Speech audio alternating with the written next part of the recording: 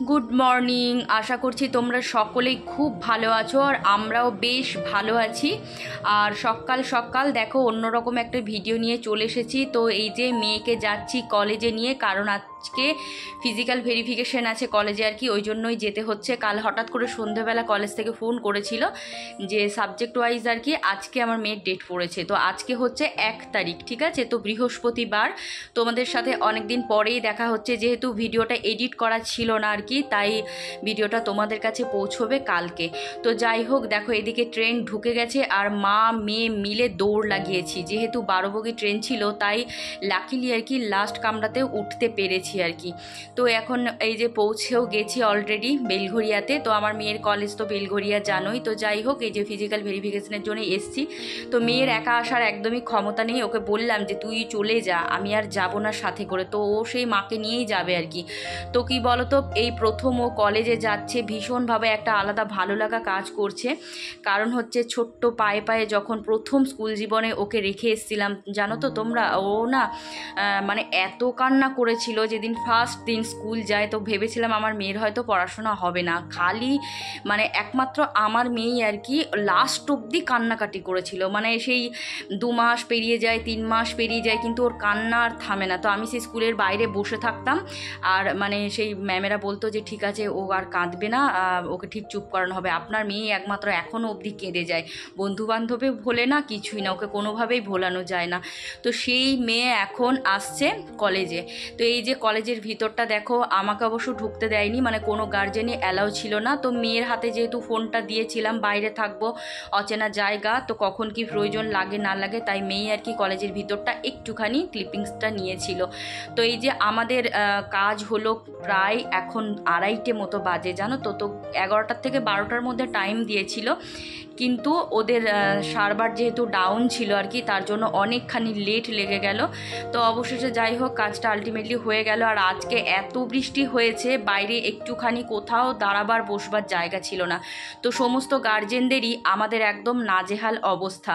তো এদিকে হচ্ছে বাড়ি ফেরার পালা। তো এই যে ট্রেনে দেখো সাইড করে একদম মা মেয়ে মিলে দাঁড়িয়ে গেছি। খিদেতে একদম পেট চোঁচো করছে, চোখ মুখ সব শুকিয়ে গেছে একদম, মানে যাচ্ছে তাইভাবে খিদে পেয়েছে। ওখানে বাইরে কোনো দোকানপাটও সেরকমভাবে দেখিনি। আর সব থেকে বড় কথা কি বলো তো, বৃষ্টির মধ্যে বাইরে গিয়ে যে কোথাও খাবো সেটাও মানে একদমই উপায় ছিল না। তো এই যে দেখো এখন গুটি গুটি পায়ে চললাম বাড়ির দিকে। তোমাদের সাথে দেখা হচ্ছে একেবারে সন্ধেবেলা, ভীষণ টায়ার্ড, ভাবলাম যে ভিডিও করব না, কিন্তু এই কদিন এত গ্যাপ গেছে, তাই আর কি আবার তোমাদের সামনে এলাম। তো কলেজ থেকে ফিরতে ফিরতে 3টে বেজে গেছিলো। তো মেয়ে আমার কলেজে যাচ্ছে, বুঝতেই পারছো মা হিসেবে ভীষণই এক্সাইটমেন্ট। কারণ হচ্ছে বাচ্চা যতই কলেজে যাক বা ইউনিভার্সিটিতে যাক বা যেখানেই যাক না কেন, মায়েদের কাছে কিন্তু সন্তান সেই ছোটই থাকে, তাই না? সময়ের সাথে সাথে তারা বড় হয় ঠিকই, কিন্তু আমরা মায়েরা আমাদের সেই স্নেহ আর ভালোবাসা থেকে সেই চোখ দিয়ে তাদেরকে ছোটটি ভাবি আর কি। তো যাই হোক, কলেজ থেকে ফিরেছি তখন প্রায় 3টে, তারপরে স্নান টান করে খাওয়া দাওয়া করে ফ্রেশ হয়ে গেছি। আর আজকে আমার একটা স্পেশাল দিন, জানো তো। কারণ হচ্ছে আজকে অনেকগুলো খুশির খবর তোমাদের সাথে শেয়ার করব। এক হচ্ছে খুশির খবর বলতে, আমার কাছে খুশির খবর যে মেয়ে তার জীবনের প্রথম কেরিয়ার লাইফে পা দিল। কেরিয়ার লাইফ বলতে কলেজ লাইফটা তো কেরিয়ার লাইফ বলেই আমরা জানি, তাই না বলো? স্কুল লাইফ একরকম, মানে কলেজ লাইফ আর একরকম। তো কলেজ লাইফে কিন্তু প্রত্যেকটা স্টুডেন্টকে ঠিক করে যে সে কোন পথে যাবে বা কি করবে কি না করবে। তো সেই জন্যই বললাম। তো মেয়ে যেহেতু কলেজে গেল, ফার্স্ট হচ্ছে খুশি। সেকেন্ড খুশি হচ্ছে যার জন্য আমি ভিডিও করছি, যার জন্য বলবো না, মানে একটা তো সব কিছুর তো একটা, যে কোনো কাজের দেখবে একটা লক্ষ্য থাকে। তা সেই লক্ষ্য যখন মানুষ পূরণ করতে পারে, তখন কিন্তু সেটা ভীষণভাবে খুশি হয়। তবে আমি কখনো ভাবিনি যে এইসব এত কিছু অ্যাচিভ করতে পারবো। সেটা অবশ্যই ভগবানের অসীম কৃপা, তোমাদের ভালোবাসা আর আমার পরিশ্রম। কারণ পরিশ্রমকে আমি সবসময় শ্রদ্ধা করি। তো সেই পরিশ্রমের ফল হিসেবে তোমাদের কাছে অনেকখানি ভালোবাসা পেয়েছি, আর ঈশ্বরের আশীর্বাদ আর কৃপা তো আছেই। তো আজকেই আর কি আমার গুগল অ্যাডসেন্সের যে পিন আর কি, সেটাই এসে গেছে অলরেডি। তো যখন আমি কলেজে মেয়েকে নিয়ে আছি, তখন হাজব্যান্ড ফোন করে বলল যে তোমার নামে একটা লেটার এসছে, গুগল থেকে একটা লেটার এসছে। আমি তো শুনে বলছি কি পাঠাচ্ছি, আমি বলছি ছবিটা দাও না, বলছে না তুমি এসে দেখবে। তো যাই হোক, তারপর একটু জেদ করে আর কি বললাম যে না ছবি দাও, যার জন্য আমি এতদিন অপেক্ষা করেছিলাম, বা একটা লক্ষ্যে যে আমি পৌঁছেছি সেটাই তো ওটা দেখে বোঝা যায়, তাই না, যে হ্যাঁ আমার কাজটা তোমাদের ভালো লেগেছে বা আমাকে তোমরা ভালোবাসা দিয়েছো। তো তারপর আবার হাজব্যান্ড তোমার কি বলে হোয়াটসঅ্যাপে ছবি তুলে পাঠালো আর কি। তো সেটাই আর কি আজকে আমার অ্যাচিভমেন্ট হয়েছে। তো মেয়ের কলেজ যাওয়ার ফার্স্ট ডে প্লাস হচ্ছে আমার আর কি গুগল অ্যাডসেন্স পিনটা পাওয়া। তো বিশাল বড় একটা ব্যাপার। তবে কি বলো তো, এত কিছু খুশি কিন্তু আমি এখন ফিল করতেই পারি না, জানো তো। আমার কাছে এখন দুঃখ বলো খুশি বলো, আমি সবসময় মানে নিজেকে স্থির রাখার চেষ্টা করি, যত বড় যাই হয়ে যাক না কেন জীবনে, সবসময় চেষ্টা করি যে পাটা যেন আমার মাটিতেই থাকে, আর আমি যেন এরকম সাধারণ আর কি বলবো মানে এরকমই সাধারণ থাকতে পারি। কারণ ভগবান কখন কাকে কি দেয় কিছুই কেউ বলতে পারে না। তো সেই জন্যই আর কি ঈশ্বরের কাছে সবসময় প্রার্থনা করি যে আমি যেটুকু যা করছি, যেটুকু পরিচিতি তোমাদের কাছ থেকে পেয়েছি, সবসময় মাথা নত করে তোমাদেরকে শ্রদ্ধা জানাচ্ছি ভীষণভাবেই। আর হ্যাঁ, খুশি তো অবশ্যই, কোনো কিছু অ্যাচিভমেন্ট পেলে তো খুশি হবেই, তবে এমন কিছু আবেগে আপ্লুত কিন্তু আমি মানে হচ্ছি না। সবসময় আমি চাই কি বলতো, মানুষের ভালোবাসা পেতে আর মনে জায়গা করতে, ওটাই হচ্ছে আমার কাছে সব থেকে বড় পাওয়া। তো যাই হোক, আবার চলো কালকে তোমাদের সাথে সবটা শেয়ার করব।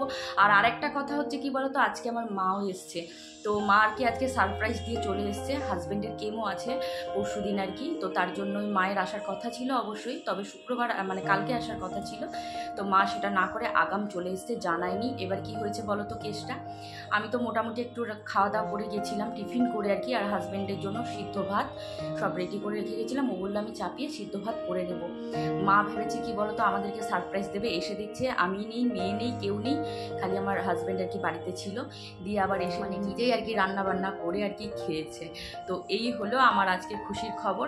তো কি বলো, মেয়ের খুশি, তার সাথে এমন একটা খুশির দিনে আমার মাও চলে এসছে, মানে ভাবতেই অবাক লাগছে সব। তো এগুলো সবই আর কি ঈশ্বরের আগে থেকে পূর্ব পরিকল্পিত, তাই না।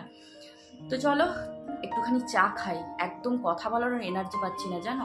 তো এই জাস্ট মানে শুয়েই ছিলাম, সন্ধে টন্ধে দেওয়া সব কমপ্লিট হয়ে গেছে, এখন একটুখানি শুধু চা খাবো। তো চলো তোমাদের সাথে দেখা হচ্ছে আবারও পরে। তো এই হলো সেই ঈশ্বরের আশীর্বাদ।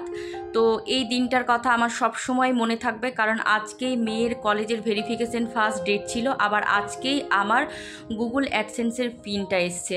তো কি বলতো, এটার পিছনেও কিন্তু আমার মেয়েদেরও অনেকখানি ক্রেডিট আছে, কারণ তারাও সব সময় চেয়েছে যে মা কিছু করুক। আমি যেমন আমার মনের ইচ্ছেটা তাদের কাছে সব সময় তুলে ধরেছি যে কিছু করতে চাই জীবনে, মানুষ হলাম, বাঁচলাম, খেলাম, শুলাম আর মরে গেলাম, এটাই কিন্তু জীবন নয়।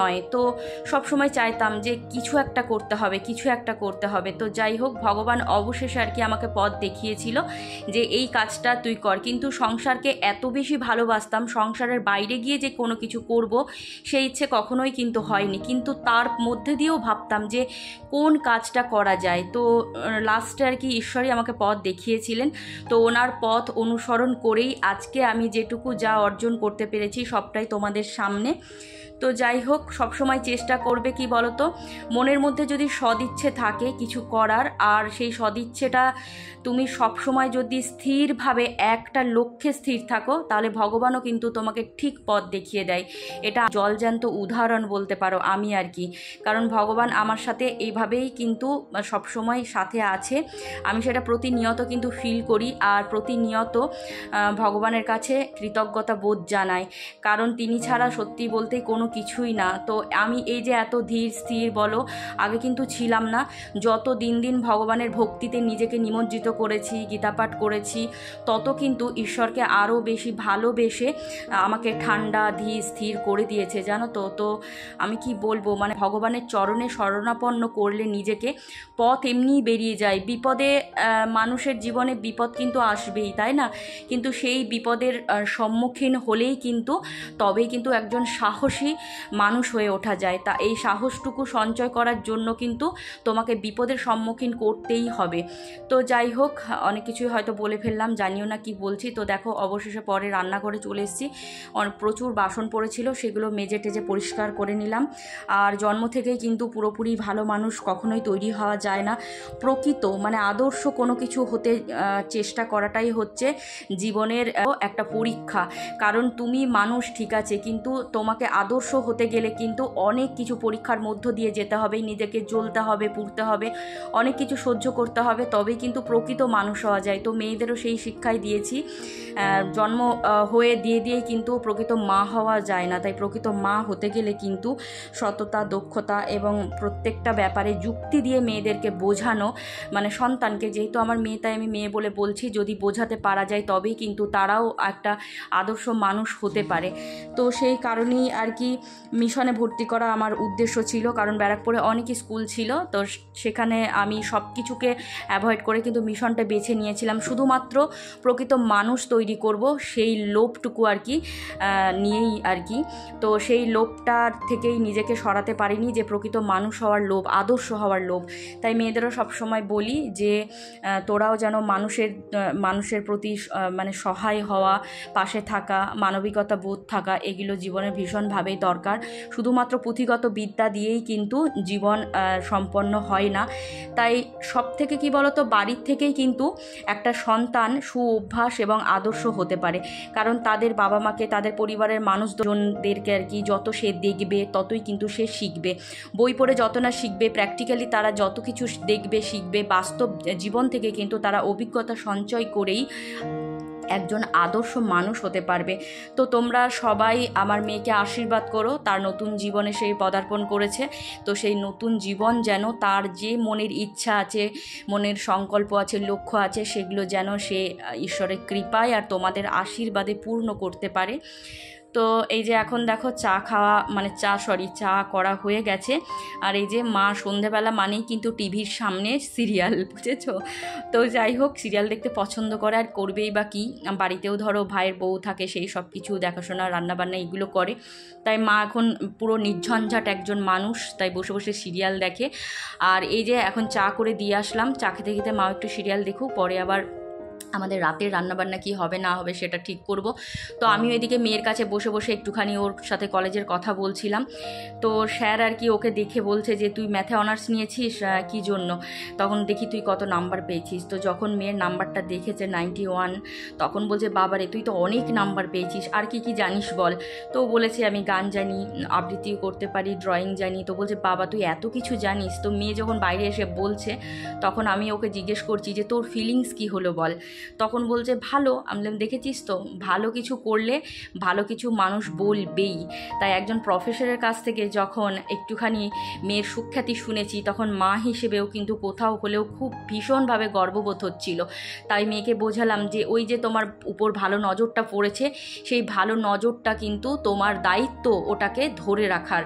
তাই তুমি কিন্তু সবসময় এমন কোনো কাজ করবে না যার দ্বারা তোমাকে অন্য কেউ কিছু বলুক। দেখো বাইরের লোকেরা যত চিনবে জানবে তবেই কিন্তু তাদের গুণগুলো চোখে পড়বে, তাই না? তাই নিজের আচার ব্যবহারে সবসময় নম্রতা বজায় রাখবে। তো সেই সবই কথোপকথন হচ্ছিল মা মেয়ে মিলে। তো তারপরে দেখো এই যে রাত্রে রুটি হবে, আর মাও বললো দুধ রুটি খাবে, আর হাজব্যান্ড তো দুধ রুটি খাই, আর আমরা ওই ডিম ভেজে নেবো একটুখানি, আর রুটি খেয়ে নেবো। এই হচ্ছে রাতের মেনু। কারণ আজকে একটু জার্নি করেছি, তো অনেক দিন দেখবে বাড়ি থাকার পর একটু যদি বাইরে বেরোনো যায় তখন কিন্তু সেই জার্নিটা ভীষণভাবে টায়ার্ড লাগে আর কি। তো এখন আবার রাত্রে আদা রসুন নিয়ে হাজব্যান্ড আর আমি বসেছি, বসেও চলছে গল্পের শেষ নেই। আমি এত বেশি কথা বলতে পছন্দ করি, ভালোবাসি, তোমরা কি বলবো, কেউ যদি আমার সঙ্গে কখনো দেখা হও বুঝতে পারবে যে কতখানি আমি বকবক করতে পারি। তো এই কথাই হচ্ছে একমাত্র মাধ্যম, যার মাধ্যমে আমরা আমাদের মনের ভাবগুলো প্রকাশ করতে পারি। আদিম যুগে মানুষ যখন ইশারার দ্বারা সব কিছু ভাব প্রকাশ করতো, তাই না বলো? তাই মানুষের মনের ভাবটা যত দেখবে প্রকাশ হবে, ততই কিন্তু তুমি নিজেকে ফ্রি রাখতে পারবে, টেনশন মুক্ত রাখতে পারবে। তাই আমিও সবসময় বকবক করারই চেষ্টা করি, অবশ্য নিজের পছন্দের মানুষদের সাথে, অযথা কথা বলি না কারোর সাথেই। তো এই যে দেখো রুটি আটা মাখা হয়ে গেছে, তো কিছুটা অনেকখানি বেশি আটা ছিল, মাকে দিয়ে এসেছিলাম, মাই আর কি মেখে দিল টিভি দেখতে দেখতে। তো এখন এই যে রুটিগুলো করে নেব, কিছুটা বাড়তি আটা মেখে রাখলাম, কাল পরশু আবার হয়ে যাবে। তো এই যে এখন রুটিটা করার পরে খাওয়া দাওয়ার পর্ব। আর আজকে কি বলো তো, মনে হচ্ছে যেন খেয়ে দিয়ে শুতে পড়লে বাঁচি। আর সারাদিন এত বৃষ্টি, বৃষ্টির মধ্যে দেখবে মন মেজাজগুলো কোথাও যেন ভালোই লাগে না। যত দেখবে রোদ্দুর উঠবে, মন বলো শরীর বলো সব কিছু যেন চাঙ্গা থাকে। রোদের একটা আলাদা মাহাত্ম্য আছে, তাই না বলো?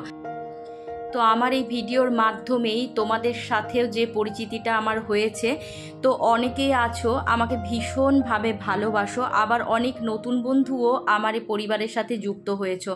তো এই যে তোমাদের সাথে আমাদের একটা আত্মিক সম্পর্ক শুধুমাত্র এই ভিডিওর মাধ্যমেই। তাই যেদিন আমার ভিডিও অফ থাকে, কোথাও হলেও তোমাদেরকে জানো তো অনেকখানি মিস করি, কিন্তু কোনো তো উপায় নেই যে তোমাদের সাথে আলাদা করে কথা বলবো বা তোমাদের খোঁজ খবর নেব।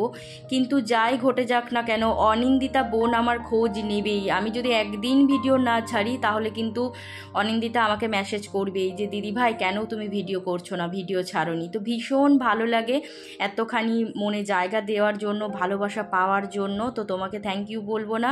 তো অনিন্দিতা, তোমাকে অনেক অনেক ভালোবাসা রইলো আমার তরফ থেকে। ভালো থেকো আর অনেক অনেক আনন্দে থেকো। তো চলো, নতুন যারা আমার সাথে অ্যাড হয়েছো তাদের নামগুলোই আমি এখন বলবো।